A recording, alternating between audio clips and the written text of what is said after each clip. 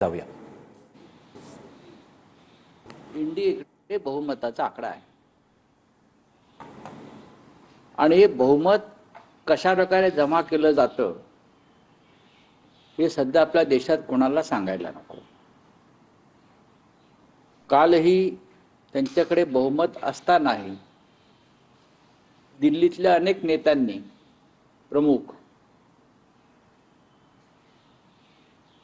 आमच्या इंडिया आघाडीतले जे घटक पक्ष आहेत त्यांच्या नेत्यांना फोन करून या निवडणुकीमध्ये राधाकृष्णन यांना मतदान करा अशी विनंती केली. जर तुमच्याकडे बहुमत आहे, मग तुम्हाला विरोधी पक्षाच्या उमेदवारांना समर्थन देणाऱ्या घटक पक्षाच्या नेत्यांना फोन का करावा असा वाटतो? याचा अर्थ तुमचं बहुमत हे पक्क नाही.